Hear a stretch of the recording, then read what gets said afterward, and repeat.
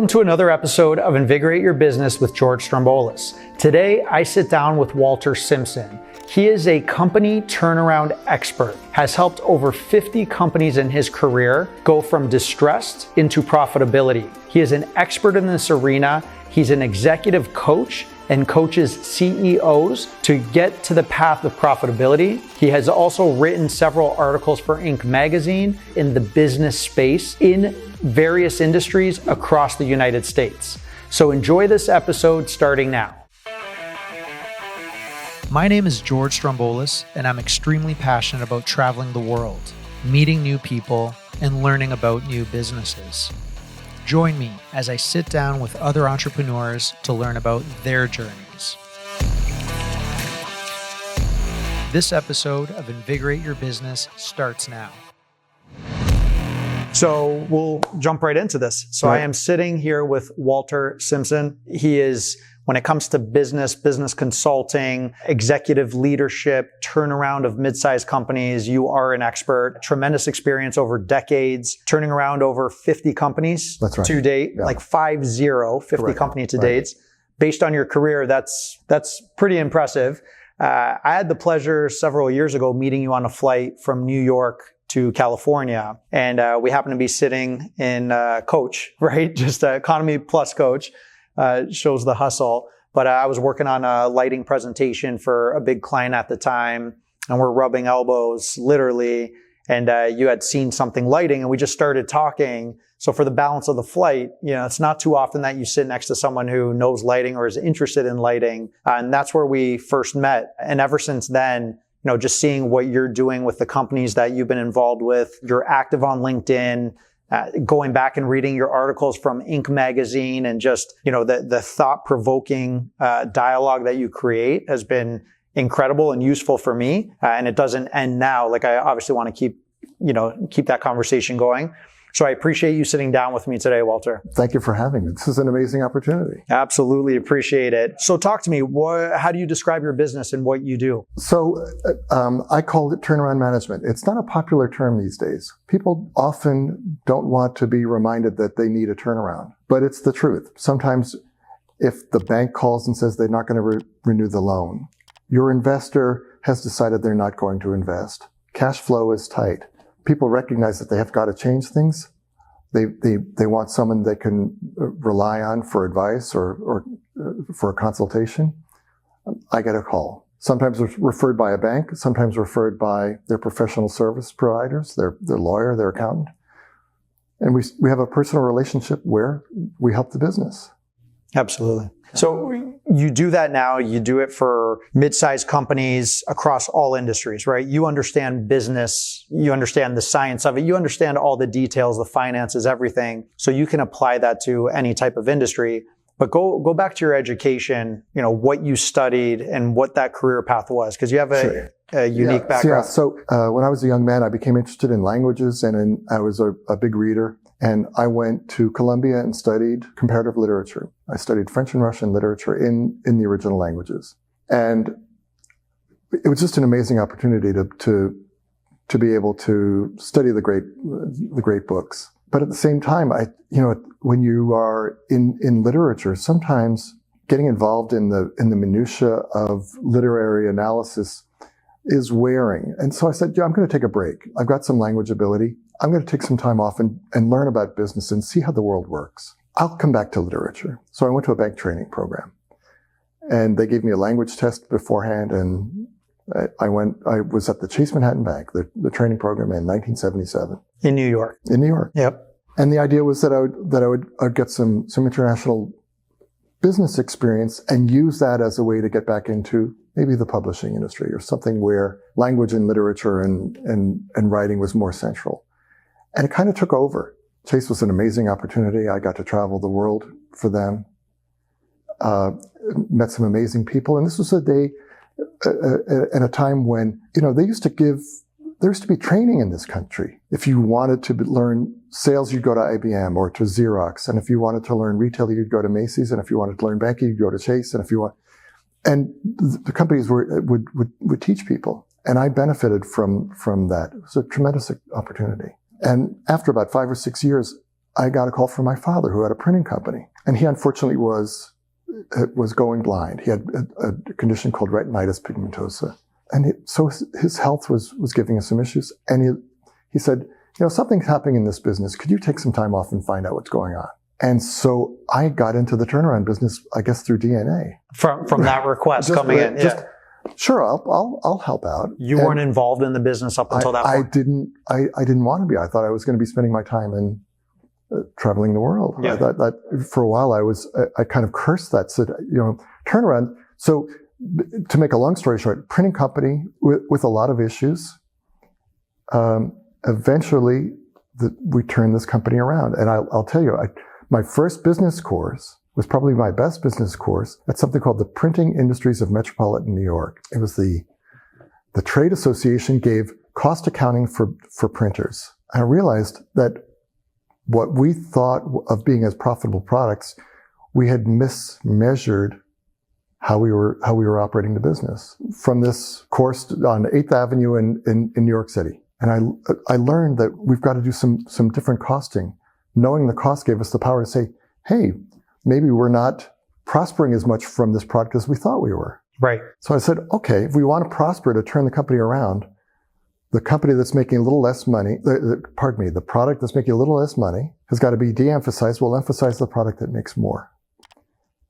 And it wasn't a matter of, because I spent a year looking at the P&L going, I've got to cut costs. How do we cut costs? You don't cut costs. And so I just this happy event, I took a printing industry course that taught me cost accounting, go back to look at the books and records and go, wow, we'll prosper faster if we de-emphasize product A and emphasize product B. So when your father asked you, was he open to saying, look, I'm going to have my son's help, and he was on board, like for you coming back? He was. But, it's interesting, without getting into too many of the details, family businesses are difficult. And putting a new person into the business changed the family dynamics such that after about 3 years, I realized I couldn't stay at that company. Right. And actually, I went back to Chase. Chase asked me back, and I didn't go back into the international department. I said I wanted to do something with troubled companies and with middle market companies. That was fun. Let's do it again. And so I worked for a while with middle market companies in the New York metropolitan area. How would you define middle market companies for the listener? Everyone defines it differently. I think at the time we were talking $200 million to $1 billion in sales. Okay. And there, as a banker, I would look at a privately or publicly held company and say, I'm going to project your capital needs for the next couple of years and go to talk to the CFO. And they would say, boy, no one's ever come to me to, having done the projections before the first meeting. And it was only because I'd been there before and I said, this is interesting. I want to work with you. Right. And then again, through a happy circumstance, someone said, I understand that you're interested in turnarounds. I'm interested in buying a company that needs a turnaround. Do you want to help out? Sure. What could possibly go wrong? Right? Just married, baby on the way. Let's risk it all. Let's risk it all. So I went to work in a shoe company. Okay. On behalf of an investor in New York. So they saw what you were doing. So you finished your schooling, NYU Stern. Yeah, NYU MBA. Okay, yeah. So NYU, Columbia, right? Like impressive, back to back. You go into the banking world, financing, right? Your father says, hey, we need help in the family business. You go back, turn that around. You go back into banking. You start seeing this. And then now you're being pulled from what people saw through your work. Yeah, I guess, I was just talking to people about turnarounds. I was meeting as many people as I could to learn about how is business working. I was in my early 30s. Okay. So it was still just talking to folks, and people said, yeah, you've done something that not many people have done before. Take a company that wasn't making money, helped it make money. Do you want to do that again? Absolutely. So you required to step away from Chase at this point? I left Chase at this point and went to a shoe company that had some serious issues with its lenders and had a long history of lack of profitability, had a possibility of getting some new capital, and it needed a plan. So that was the challenge. Okay. We're going to put a plan for this company. I remembered the lesson from working in the printing company, which is you are probably not going to get there by cutting expenses. It's really hard to look at a P&L and say, this is where you have to cut. So the hypothesis was, the company has made a strategic decision that took them down the wrong path. So I asked a simple question. What are your core products and who are your core customers?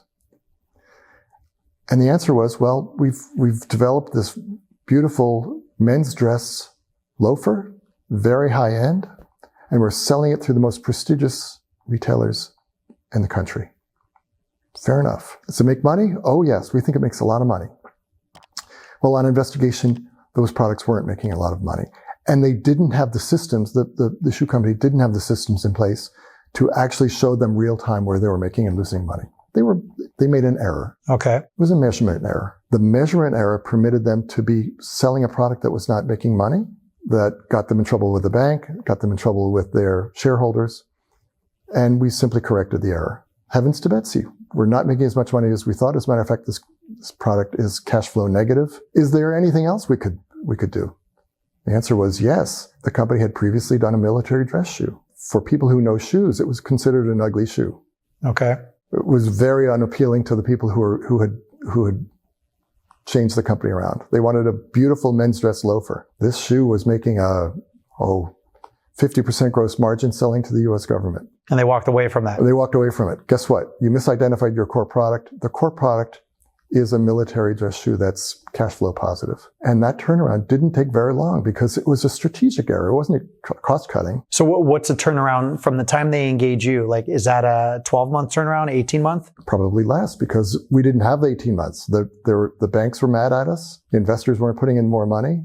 The plan was we're going to take our cash, put it into a men's dress shoe, get the return from that, invest in a military shoe, invest in more military shoes. So it had to be within 4 or 5 months. Okay. That we'd identify the proper product, identify the proper customer, put our resources into that, to something that was cash positive as opposed to something that wasn't. So this is exciting to me because now over 50 companies that you've helped turn around. Right. We're talking about the first, second printing and then a shoe company. So right. Early on in your career, just talk to me when you get asked to go there and you physically are now working for the shoe company. What are the dynamics? Like, do you have carte blanche to do whatever you need to turn around the company? Who are you working with? Who's making the final shots? Like, how does that work? Just those dynamics. Because then you came from the safety or the comfort of, okay, this is a family business. I can help. I did help. Now you're going here. You know what I mean? Like that evolution. What does that look like? Yeah. So for most companies, I go as the turnaround manager. I have a boss. I think the idea is to first show a plan that's rational. So in very few times do I go and say, I have complete carte blanche. Yep. In some bankruptcy situations or receiverships, there's no one else looking at you. But even in bankruptcy, you have a plan, you have a committee, there are people who are watching you. So you have to have a measure of humility.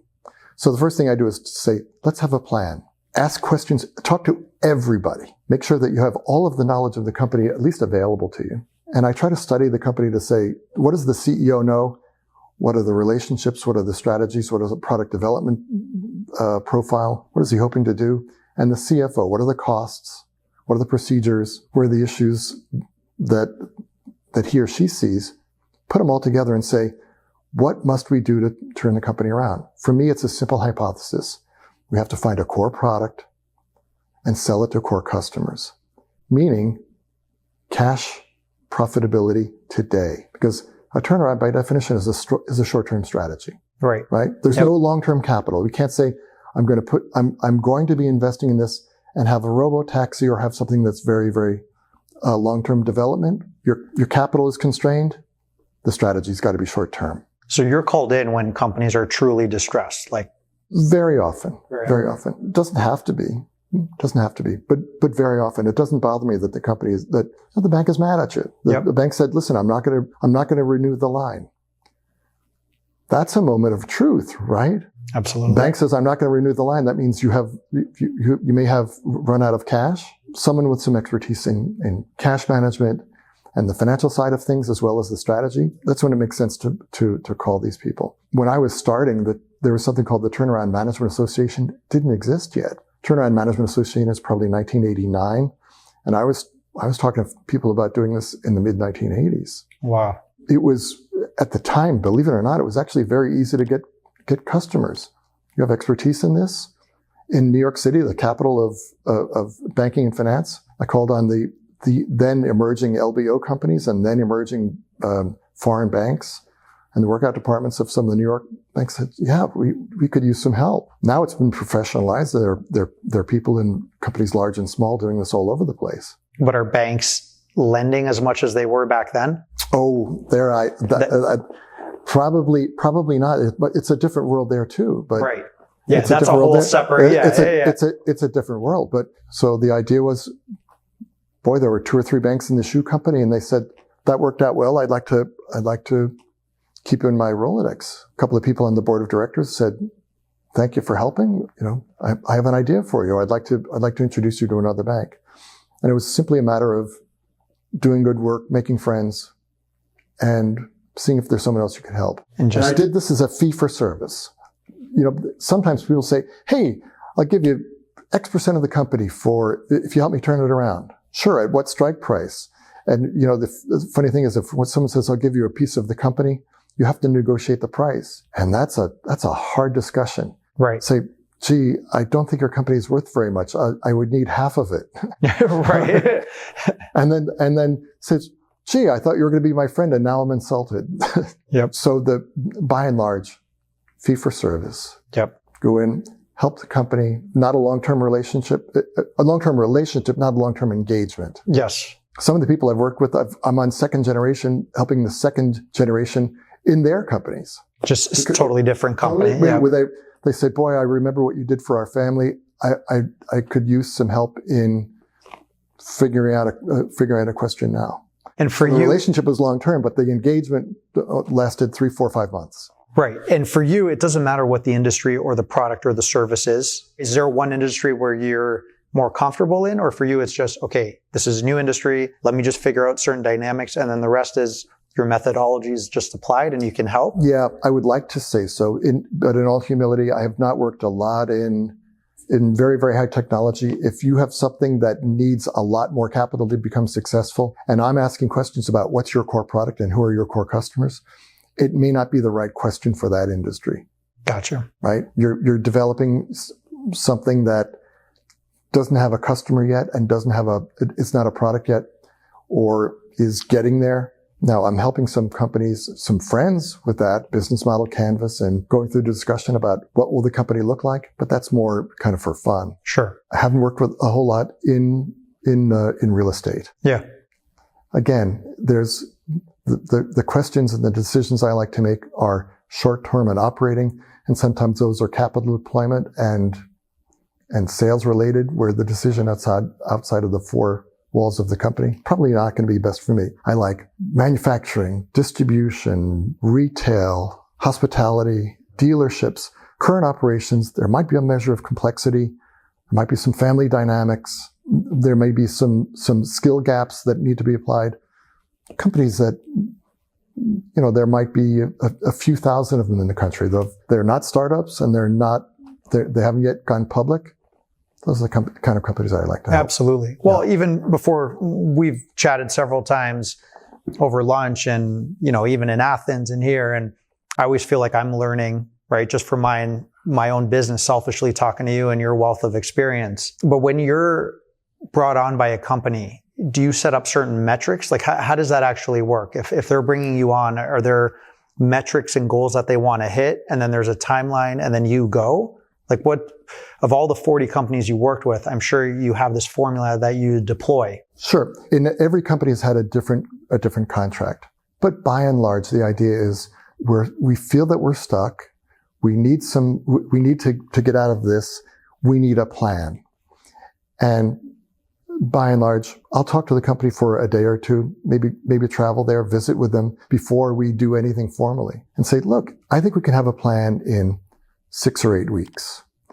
And the plan is, let's identify the steps that have to be taken. Let's identify some of the critical issues, put them into recommendations for what we're going to do, and show in a financial format what that will do to your cash flow. I could promise a plan. Mm-hmm. How effective the plan is going to depend on who's putting it in place. So when you have a plan ready, what are the biggest barriers that you face on seeing a plan through proper execution where you're happy with everything? Well, I guess every company is different. So let's say I'll use an example. Well, the shoe company we talked about earlier, the plan was we're going to reverse the strategy to enter one market and revert back to another. Now, there were people who were very unhappy with that because some of the employees and some of the owners had placed a great deal of prestige and time to move that strategy forward. My job was simply to say, this is the truth as I see it. It's not providing the cash flow you need. And so we brought it to the stakeholders in the company, a board of directors. We made a presentation to the bank and said, if we do this, cash flow will improve. At that point, that's when people say, yeah, we'd like to go forward. Mm-hmm. Often it takes, you have to do 98% of the work to find out if you're going to cash flow, right? Yeah, absolutely. So what are the barriers? Often it's psychological. When I was working with my father, I came up with the plan that said, this product is making less money than this product. Actually, it's losing money. We have to emphasize this. And you know what? He was angry. Why? He had put a lot of time and effort to develop it. And it was upsetting to him that something that he had put so much hope in and where customers were currently buying it. He said, gee, what do I tell the customers? Fine. We'll continue to support customers in this way, but we've got to negotiate it so that cash flow comes to us as well as to them. Right. Right. So changing strategy in a company is an emotional as well as a rational decision. And I try to be respectful of that. Yeah. Well, I learned the hard way when you work for a family. Well, yeah, in the family business. Well, talking about family, you said it became difficult personally with family. Why? Because dinner table was never just, how was your day? Because business comes home. I'm speaking from experience, like growing up in a family business, there's no line on what's business, what's family time. Was that similar? Yeah. I did not know at the time that not to say, you always do that. Right. I was speaking in emotional terms about a business context. Or my father would say, why are you doing this when you... So we brought in a personal style of communication to a business discussion. And there were other members of the family involved. And so the emotions started to run hot, even as we were successful. Right. Right. So what I've learned over the years is to try to be dispassionate about it and to not speak in personal terms. And when there are family members involved in a business, to try to encourage them to do the same. Let's talk about business in business terms, and we'll leave some of the personal relationships outside of it. Right. Yeah. And it's a challenge. I want to talk about truth, telling the truth in business. Yeah. Versus people say, you got to do whatever it takes to succeed. There's that school of thought of, step on whoever's neck you need to get to the top. And then there's the other side of be a good person, good guy, good woman in business, or nice guys finish last. There's all these narratives. We had a conversation before we started recording just about telling the truth, right? And I recently went through a shift in my company's business model and having those tough conversations with partners that we've had and just being truthful on what we're trying to do. You gave me some encouragement just on feedback, but just talk to me, how important is it to be truthful in your business dealings across the board? Well, sure. So let's talk about it first in a turnaround context. So let's say you have a plan. Someone has presented you with a plan and it says that you have 2 warehouses and one is not making money and there's no capital available. And we've got to promote the business. One warehouse should be closed, move some of the material over to another warehouse, sell out of the profitable warehouse and move forward. So, boy, that's a difficult conversation. That's a difficult moment. It's emotionally wrenching when I put so much into it and think of the people who are in the warehouse. I said, Fine. It is all of that. It is a difficult conversation. It has the ultimate benefit, though, of being the truth. If it's not currently making money and you don't have the capital resources in your back pocket to provide it, not you, George, but you, anyone, we don't have the resources, and we've got to go to our short-term strategy. The short-term strategy is we've got to save the business. It is not a character flaw to want to save a business. So let's save the business. And when you have a difficult discussion, you comfort yourself by saying, I'm having a discussion with someone who's losing their job, and it's a horrible time. Right. But I'm simply telling the truth as I see it what we're going to do with this business going forward. Telling the truth that gives you great power. And by the way, people who lie, I think, often get tripped up because they can't keep all of the. So I try to think about what are the facts in the business, and there's not enough brain space to lie. It's so true. Right? Even in personal life, right? So what I say is I have analytical capabilities that some people don't, because I learned this from making all the mistakes. I'll give you the analysis. I will show you what I've understood. From my perspective, this is the truth. And that's something that we use as the bedrock to make a decision. Right. And then you can then say, to the people who are being affected, this is the only way I know to save the business. It's painful, but at least it has the advantage of being the truth. Yeah. Yeah. And it's just lies. I feel like even having this discussion is crazy, but lying is the worst thing possible of just trying to keep up with lies, right? And what you said and everything. So yeah, I went through this period of just truth, and, I wake up every day now since that time. I'm like, I have nothing to hide. I've been truthful with the people that matter, and we just carry on and do our business. You know, it's been refreshing. I just try to put myself in your shoes on 50 plus turnaround in 35, 40 years in this career. Like that. Yeah, yeah. Do the math. I had black hair. Yeah, exactly. But like going into a company now and being responsible for a turnaround, that can't be easy. Like just the challenge of going in culturally, right? Just trying to figure out even the culture. You have the analytics, you got to figure out the culture, you got to see where they want to go. Just kind of resetting that. You're averaging at least 1+ a year turnaround. That just seems insane, right? Just being able to go and do that. How has it become easier? Yeah, I guess it has become easier. Okay. So I think I told you the first company was a printing company, and I stared at the P&L every day for an hour a day saying, there's got to be an expense here I can cut. And then I came to an understanding, saying, maybe I'm not cutting expenses. Maybe it's just figuring out, where do I prosper faster? Is there a customer? If I sold to that customer more than another customer, I would prosper faster. Maybe there's a product where I'd prosper faster. And it took me to a cost accounting course. Let's figure out where we're making and losing money. When you figure out where you're making and losing money, then your first job is, let's stop losing money. Right. Right. So now in the turnaround space, very, very often, I'm simply an advisor to the CEO. Say, I'm going to come in, I'll be there 3 days a week for X number of days. I'm going to talk to as many people as I can. I'm going to look at as many of the figures as I can. I'm going to try to read every contract you've got in the company and put it on a financial forecast that makes sense to all of us, and distill it down to, if this is what we understand, here's how things are going, and get agreement on that. Mm-hmm.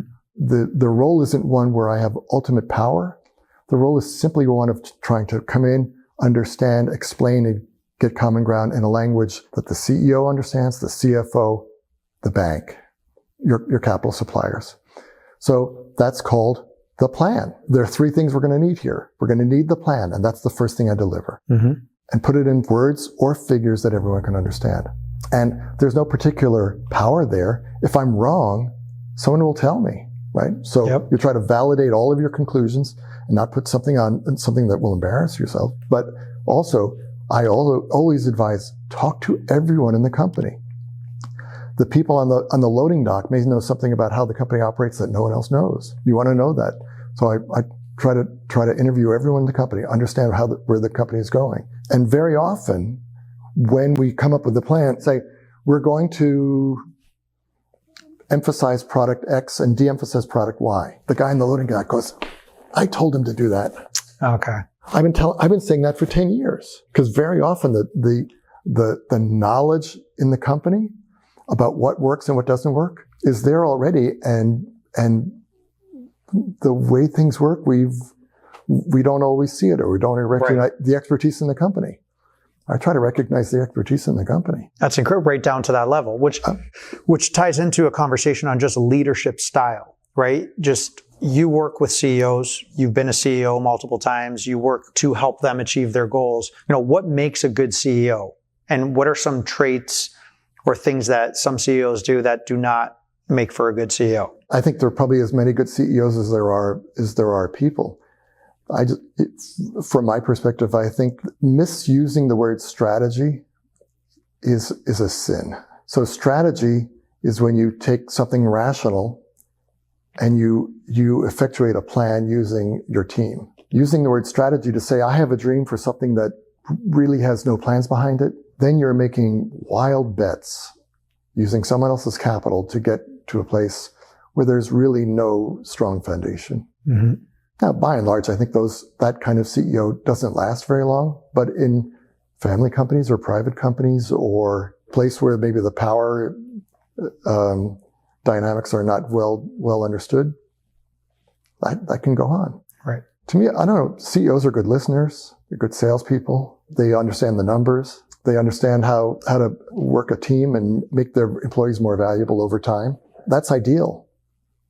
They're respectful. Do we see that? Sometimes if you have a CEO who's not respectful but bringing in the business, the owners might say, well, it's not my style, but we overlook that. It's not something I admire, but they're bringing in the dollars. When that stops working, that kind of CEO fails quickly because they don't have the team and they don't have the plans. Right? Yep. Because their turnaround is going to need three things. It needs that plan, it needs the team, and it needs the financing. If you don't have all of that, if the team isn't willing to work for you, you're not going to have a turnaround. Plan, team, financing. Those are the three elements. Those are the three. You can't do it without it. And with the plan, I know you said, hey, 6 to 8 weeks, I'm going to pull together a plan. Part of those 6 to 8 weeks, is that typically you talking to the guy that's on the loading dock, talking to the C-level, talking to middle managers? Sure. Is that so? What I like to do is I'll give a list of documents that I'd like to read and financial reports I'd like to read before even coming on site. The list is probably 2 pages long. So I'd like to read the contracts. I'd like to see the marketing material. I like all the financial reports. I like to see what are the assets, what are the liabilities. So I understand everything the CFO understands. Mm-hmm. Ask the questions about, at least on a preliminary basis, what do you think are your core products and your core customers? Then get on site and talk to people and say, how's it working? How does it go? What are the procedures? How do we work together? What are the customers saying? Now I've got kind of the view from people on the ground, and that's the time when you set the hypothesis. The hypothesis is, I haven't worked here very long. I've talked to people about what would you like to do to make it better, and they've given me some ideas. Let's test them against what we know about the financials and what the customers, et cetera. And the plan comes from either the ideas of the folks or saying, listen, we've got to find a core product. We've got to find a core customer. That's usually hypothesis one. It's in here somewhere. Right. It's in here somewhere. And that we can prove or disprove that usually in a matter of weeks. So you get through that phase, and then now you've identified something that can sustain a business. It may not be the same size business you have today. It may not be the same. You may be taking the business back to where it was a few years earlier, or you may have to abandon an expansion project. But at least you've identified something that's a sustainable business. Now the plan is that I've putting some steps on a piece of paper and seeing if the owner, board, managers will support it. And that's the psychological part, because often there are impediments to that. Gee, we have to change the dream. Yeah, we're going to change the dream. It's hard. It's very hard. It's hard. being a business owner myself, there's a statement before you had mentioned about doing dental work on yourself, right? If you were to just elaborate on that, because it's, you run your own business, you're making some money, some years you're not, you think you're doing a great job, and you don't want to hear outside. Yeah. It's not criticism, it's advice, it's insight, but it's so needed. It's so much needed. Like I'm in the stage right now where I'm dying for that outside validation and encouragement, in addition to strategy reinforcement. Yeah. So we all have blind spots. And so one of the things I might do if I go into a company and say, gee, let's start to have routine reports where we're looking, what are our top 50 customers doing in terms of sales? Let's look at costing models. Let's make sure that our costs are in line from where they were before. Let's make sure that we're having a staff meeting once a week and making sure that everyone has plans to improve their business. Let's make sure we have procedures. Now, someone is going to learn from that, even before we've improved the business, just to say there's a level of rigor in what's going on here. And so, short term, but we've got something that we're changing behaviors, changing expectation about who you're talking to and how you're making decisions. And then when it comes to making tough decisions, they can be tough decisions. You can be delayed in your own mind. So having someone from the outside saying, we do have a bank meeting in 8 weeks. We promised that when we do something, I think it's time to address some serious concerns here. And you gently bring people through that. And what you're referring to is, I said, a turnaround is something you can do it yourself, right? You can identify the plan. You can identify the team. You can secure the financing, but it's a little bit like doing dentistry on yourself. It's painful, and someone's got to hold the mirror. And very often what I'm doing is holding the mirror, right? The expertise is in the company. I'm simply there to help just bring the facts as I see them to your attention. You're the owner, I'm not. Let's make some decisions together. I suggest we go to say that we can turn the company around in 1 year, and you say, no, let's put together a plan that says 6 months. Okay, you're going to be here. Let's make sure that the plan has credibility and that you understand what you're signing up for. Sure. Well, ultimately, I'm really an advisor. So the turnaround, and by the way, when I say, in all humility, 50 turnarounds, 50 partnerships in turning around a company. That's probably a better way to put it. 50 partnerships. It has to be a partnership. It has to be a partnership. Yeah. I mean, there are times when I've gone in on behalf of the court. They say, go fix this. Yep. There's no one left in senior management. Reconstitute the team. But by and large, the joy of it is to go into a company and say, you've got a great thing here. Let's see what we can do to make it better.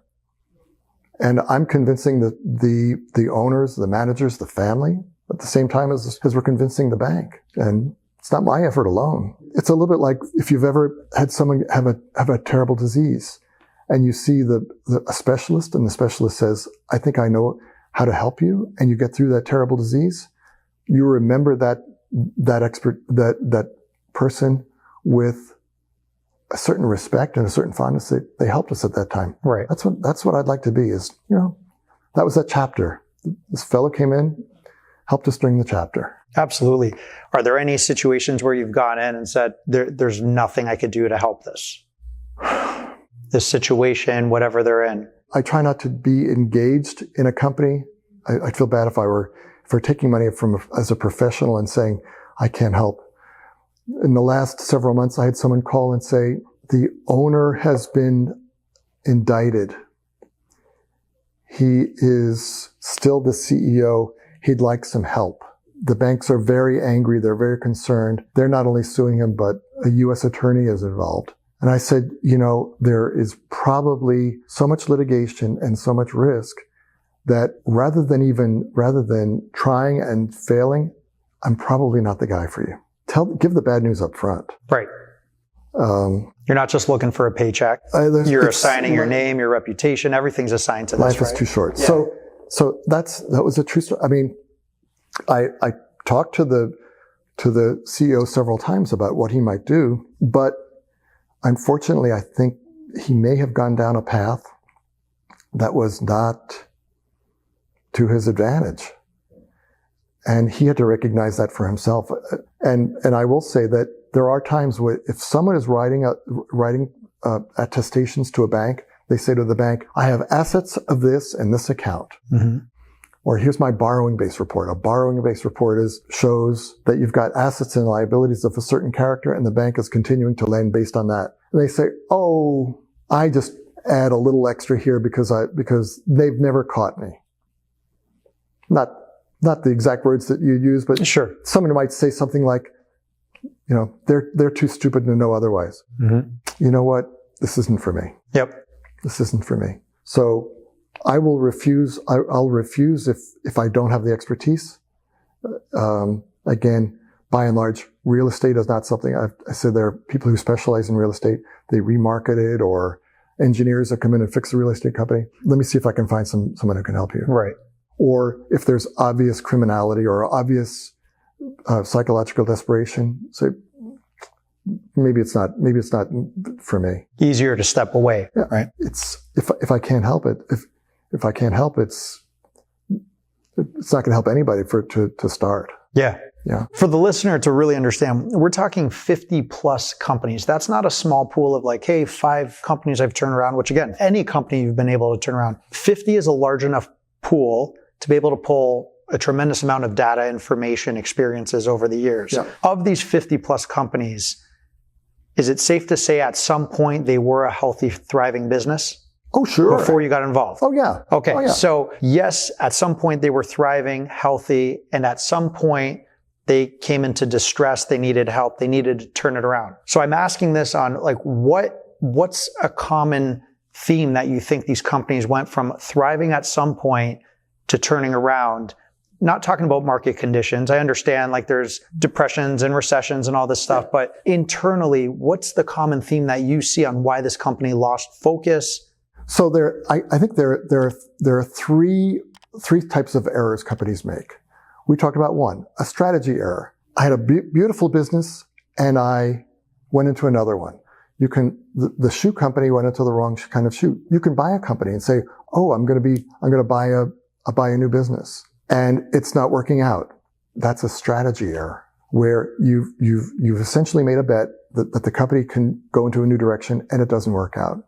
And then we talked about the printing company. I think I have this, I'm selling dollar bills for $1.25, and you do the cost accounting and you say, oh, heavens to Betsy, you're selling dollar bills for 80 cents and you're putting 30 cents per dollar bill on promotion. You're spending advertising money to lose money. Mm-hmm. That's a measurement error. Very, very common, especially in companies that make things. If you are in the injection molding business or printing or metal bending or soft goods or furniture, and you're doing something custom, it's very easy to have a machine that you think costs $1 to run and it costs $3. Right. So it's very, very common. Also, if you are in the custom manufacturing business of any kind, you're a landscaper, you're a construction company, and you're putting together something that's a custom manufacturing, and you're not checking your estimate to your actual, you were thriving yesterday, but if this job, if you're in the job business, every job's got to be profitable. Otherwise, you're going to be a turnaround company. Right. So construction companies who lose focus on their costs, or a project goes bad. Many companies are one project away from needing some help. Absolutely. Right? So very, very common. The project manager left, supplier changed the cost, scope creep or scope changed, and holy crap, I went from being a 15% positive to 5% negative, and I didn't know it. Right. Yeah. There's a company that needs some help, and it's not going to be it's not an easy fix. You don't just say, what do you say when you're to that? That's where there's some education, there's some processes, some systems, right? And then the third is execution. You've got a company that it's in the right business. It's measuring things properly, and the customer service department, for whatever reason, for example, puts down the wrong address. You're picking you're a distribution center and you pick the wrong product and it goes to the wrong address and it's not the right date. You executed poorly and you're losing money on that. It's very hard to to say that's my core product when you make so many mistakes that it costs you points in margin. So how can a company be a turnaround? Typically those three reasons. It's a strategy error, a measurement error, execution errors. And I'm attuned to those kinds of things. Again, if I go into a company, if I go into my house and there's a box there, and the morning I go in, I say, what's this box doing here? And it's new. But after 6 weeks, if the box is there, that's just a box. It's always been there. Right. If you're in a company and things have changed, it only takes 6 weeks to make it feel normal. Absolutely. You need a new set of eyes to say, what's that doing here? Absolutely. So that's where the partnership comes in, the new set of eyes. I come in with a hypothesis about how we're going to make improved margins, and you've got industry expertise. We try to make it a partnership. I think I've learned just in this conversation, if I say that I turned around 50 companies, I used to have a friend in the business. He says, if you use I too much, I'm going to take you to the eye doctor. That's it's good. we. Yeah. It's we. So let's say we turned around 50 businesses, Absolutely. right? So that's because we have to have a measure of humility, and often, it's humility to go back and say, let's check the basic principles here. Yeah. That's great insight. By the way, that's great to hear, because even good companies, when you're busy and you're making sales and you're paying your bills and you're putting money in the bank, sure, there's inefficiencies, but you're making sales cures everything. So you don't spot a lot of this. It's when hey, we lost our major account.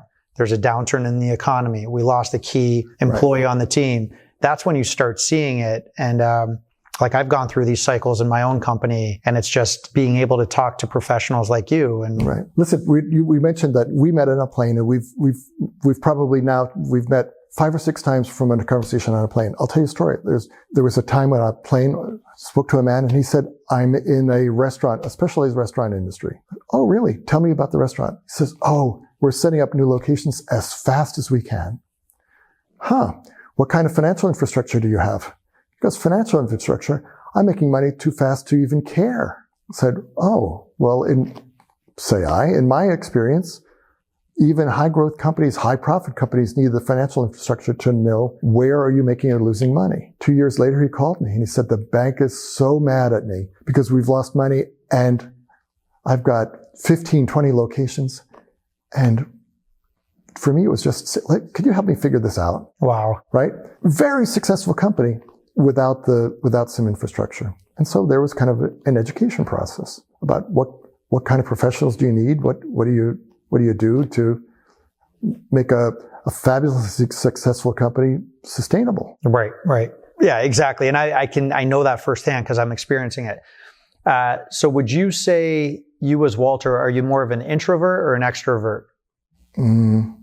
It's funny. And we're going to tie into leadership before you answer, sure, just what types of leaders? Yeah. So I think I'm an introvert, except when I'm talking about something I'm excited about. Gotcha. Right? Yeah. So I like talking about companies and helping things. So this is a conversation I could have for a long time. Right. If we were to talk about different topics, I might be more in the background. Yep.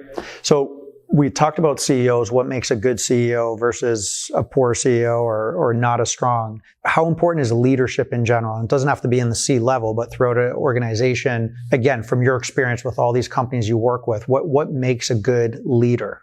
Boy. So, yeah, I think any company needs someone who's attentive to the top line. Let me put it this way. If you put together a budget, I call a budget a promise that we'd like to keep to ourselves, a promise we're making. Are we keeping our promises? So a good CEO keeps promises. Are we achieving our top line? Do we have the processes in place so that it's repeatable? Because a good CEO never blames people. We blame process, not people. If you don't have the process in place, you're going to find someone to put into the box and yell at. I don't think good CEOs yell at people. Let's find process errors and fix them. Are you developing your people? Are your people richer at the end of the year from experience and from the confidence that you've given in them? Are you helping to develop them? Because if you're not, they're going to be poorer at the end of the year, and so will you. So those are the kinds of things that come to mind for me is It's making sure you know your numbers and making sure you've got developing the people, or we've used the word team. Yep. Is the team there ready to help you? Absolutely. And are you supporting them? There's a while, a lot of times people talked about servant leadership, where the higher you come into the organization, the more you want to help people to do their jobs. I think there's something to that. Yeah. Right? Absolutely. And it's the blaming. There's always going to be mistakes. How you handle it, that's when you see true leadership, as a company as well. Let me ask you, someone who wants to get into the space and deal with turnaround and help companies, obviously with all those companies under your belt, working with people to make it happen, what about the younger person who's just starting a career in this? Like, what advice would you give Walter 35 plus years ago, knowing this was a career that you would pursue? Yeah. So, you've always got to invest in yourself. So being a good consultant means also being a good coach. A good consultant knows the data. A good coach knows how to talk to people to affect change.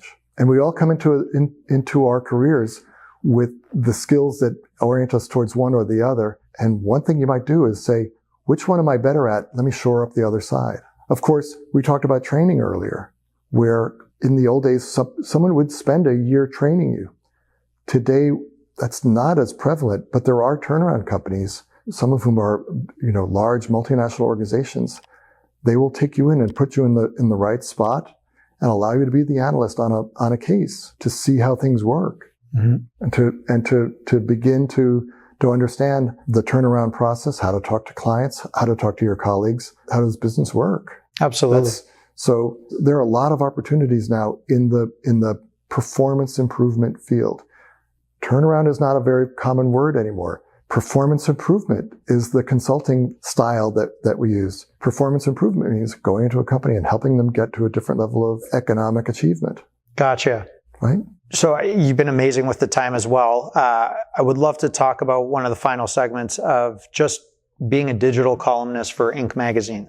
Don't want to poo-poo Inc. magazine, obviously big publication. It's known for about business oriented, right? Becoming a better leader, becoming a better employee, everything, just advice. And then you've transitioned now onto LinkedIn as well. Mm-hmm. But how did you even become a columnist for Inc. magazine, and how did that start? Yeah, so I think I told you that. So I was interested in writing and publishing, and I thought I'd go back to it. And there came a point where I said, boy, it's not happening very easily. So I started writing for Madison Magazine in Madison, Wisconsin, and then In Business Magazine in Madison, Wisconsin. I happened to be working at a turnaround company there. And I really enjoyed the opportunity to write 750 words about business and life and the executive life in general. And when we moved from Madison, I just found that there was a gap there. And some of the folks at Inc. were very nice. And I said, gee, what does it take to do something here? They said, boy, you're obviously interested. Let's try a couple of things. And so I probably wrote, we don't call them columns. I think I probably wrote 40 posts, okay. Something like that, about business. And the great thing was it was a wonderful publication. The bad thing was that I think I and my mother clicked on them. So I was realizing that I was putting a lot of effort into it, but it wasn't necessarily my audience. Right. And now, I'm coming to the age where, am I going to be partnering with more companies to turn them around? I don't know. It was an intense effort, traveling around the country, around the world, right, working side by side with companies. Now I'm interested in helping the advisors, the people who are going to come up and do it next. I'm very interested in helping them do that. It'll be a little bit easier on my frequent flyers. It'll help them. And I figured the way to do that is in a business environment, LinkedIn, and I'll write some things about how to improve a business. And who's been interested in it? Not the manufacturers, distributors, restaurant owners, the analysts, or the consultants who want to come up. They say, well, that was interesting. I am interested in doing this myself, or I've got a case. Do you mind talking about it? And I've been very, very happy to have that kind of relationship with the consulting community. Yeah. And it seems to fit where LinkedIn has a lot of aspiring people in it. In the the advisory space, it's been a perfect audience for me. Well, and it's truly engaging. LinkedIn in general, it still seems like it's not as tapped in as some of the other social networks, like this social network with a purpose, but you see instantly how close you are to decision makers. So I love seeing your post. Even Inc., just being able to say you were writing posts for them, that's a big deal. They don't just let anyone do that. Do you have a book in your head that you want to get? I have a meeting this afternoon with my editor. Okay, great. So can you talk about it? Sure. So I've written a book, and the question is now, is it going to be self-published or traditional published? And I'm thinking self-published because it's quicker. Yeah. And it's going to be oriented towards people who want to help companies. Okay. People who want to help companies. So I am not the audience. It's people who want to. You may be, because you are obviously interested in business, and the title of your podcast is Invigorate Your Business. Right. You've got an intense interest in helping companies, but some company owners may not have the introspection or the passion for something else. So you, I think, would probably like it, but others may not. At some point I get into some of the technicalities. There's got to be some discussion of cost accounting. That is not the formula for a bestseller if you're selling to a general audience. Sure, but if you are very, very interested in helping companies get to the next level, it's a natural discussion point. And so it's going to be for an audience of advisors. Yeah, that's exciting. I mean, all the stuff you've written over the years and the experience, a book or a series of books, I don't think one book will do justice on what you've experienced. There'll be a cost accounting intensive. Right. Right. And when would you think, so what's the deciding factor of self-published versus going through a publisher? So, the publishing world right now it's probably not the best business model. Here's what publishing says. George, you have a podcast and you want to write a book. How many people do you have in your podcast? I would rather that it be 10,000 more than you have watching every week. When you get to that level of audience, we'll publish your book, we'll take the profits, but you better build up that audience first. And I'm at that point where they're saying, how big is the audience? And my question is, if I'm building up an audience, in the meantime, do I go to a traditional publisher and work that audience together, or do I do it myself? And it's a natural discussion. A friend of mine in Toronto, Fotini, she's a negotiations expert. She went with a publisher for her own book, Say Less, Get More. Shout out to her. And she was explaining to me on, for her next one, it's 100% going to be self-publishing, even though she had a great experience, and how the cash advance. I know nothing about that world, but it was interesting to hear it from her perspective. So that's exciting. Yeah. So cash advance means nothing to me. I simply want to get the right audience. Yep.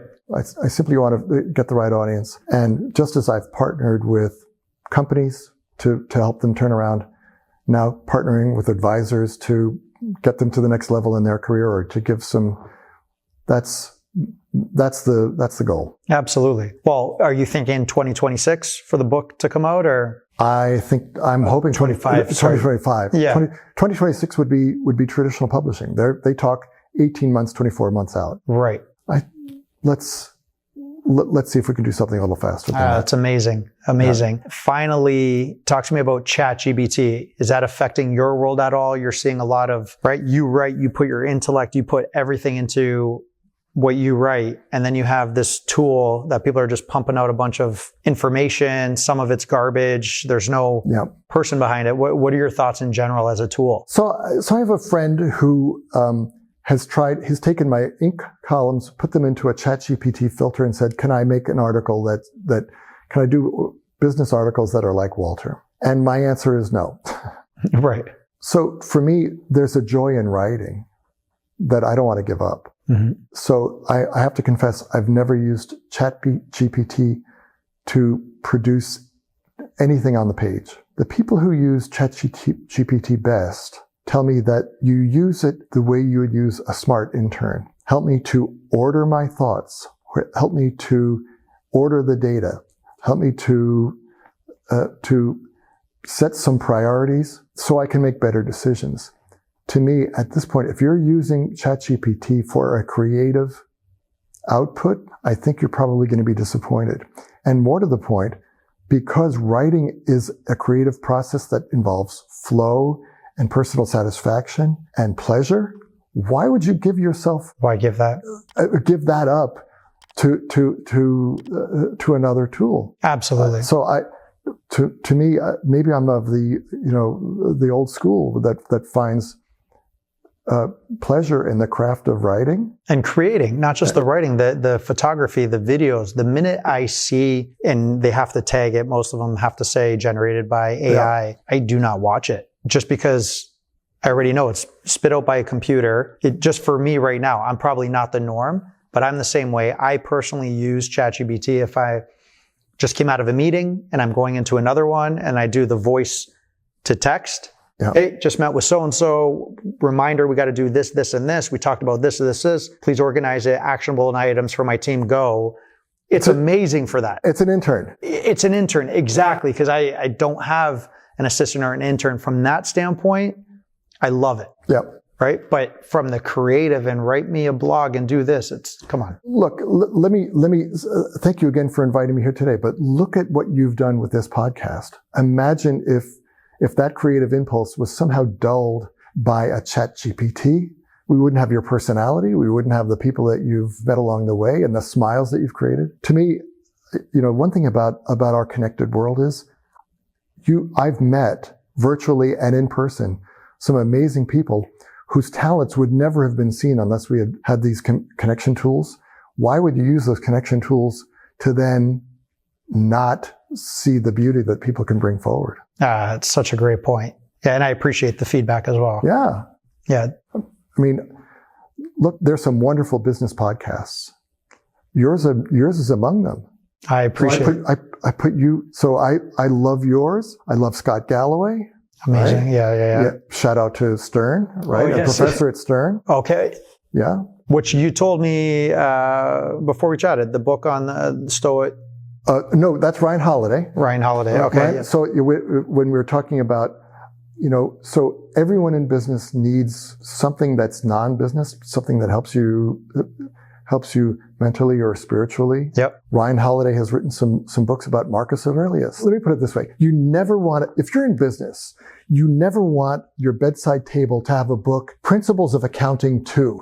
Right. Your bedside table should be something that is enlightening. I have the Iliad, Emily Wilson's new translation of the Iliad.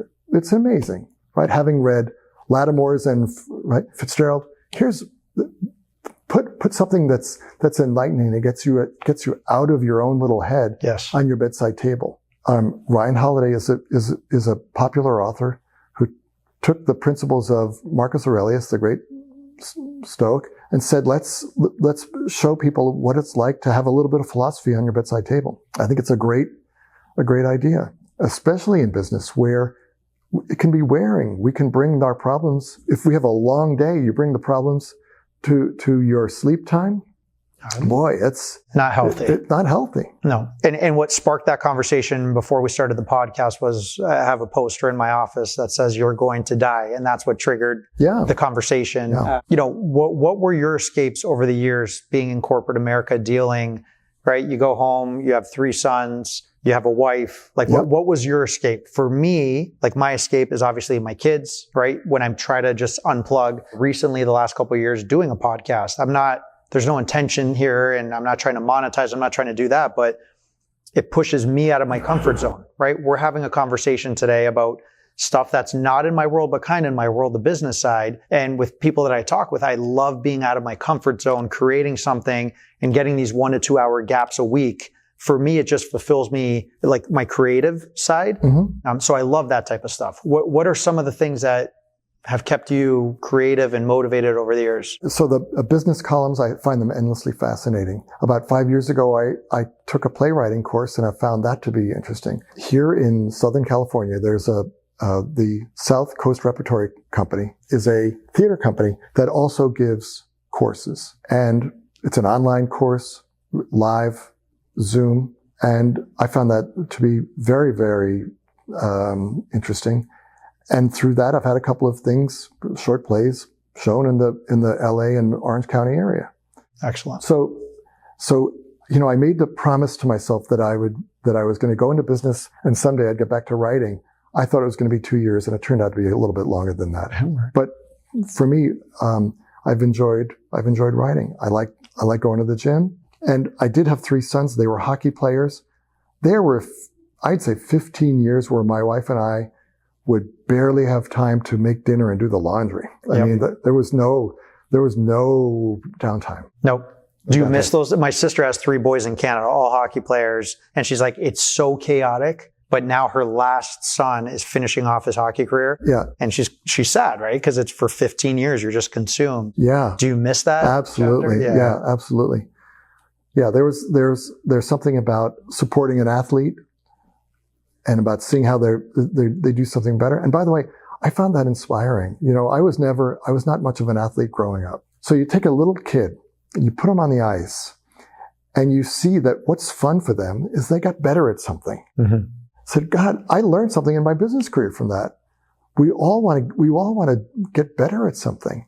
And so, my kids were the kind of guys that they got on the ice, and it was to get better and have a coach that saw that. What a privilege to support a kid and say, we're going to help you do something where you're going to feel like you're growing as a person. Yeah, absolutely. And one of your sons ended up playing for the junior Senators in Ottawa. Junior Sens, yeah. Right. So seeing that progression, it's impressive. Yeah, yeah. And then he played in Division III college, and the other guys played AAA amateur hockey in the Devil system, New Jersey Devils. We had a blast. Yeah, we had a blast. That's incredible. Made them better as kids, and really to see them wanting to be better at something.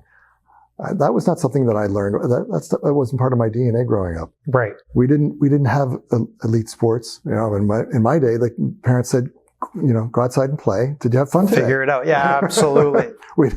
Yeah. And I wasn't particularly athletic on team sports. So I learned, when you become a parent, you reform yourself in some ways. I watch my kids and they help me a lot. Yeah. That's the best escape, right? If you can, and you do have kids and you could be involved. Yeah. It's the best escape. Yeah. Ventor Consulting. Ventor Consulting. Right?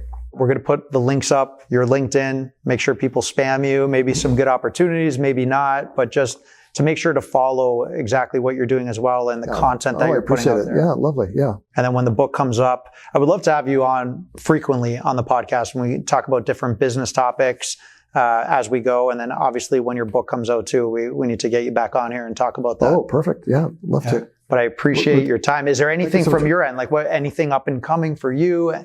Anything worth mentioning? Boy, just right now, my time is spent pretty much writing the column, writing the book. So I don't have anything particularly exciting. I'm working with a couple of advisors on their problem cases, and I've got one or two companies I'm working with now to help them get to the next level, and having some fun with it. It's exciting. Walter, I appreciate you sitting down with me. Thank you so much. This has been absolutely amazing. Amazing opportunity for me. Yeah. Thank you. We'll get this live and it's going to be beautiful.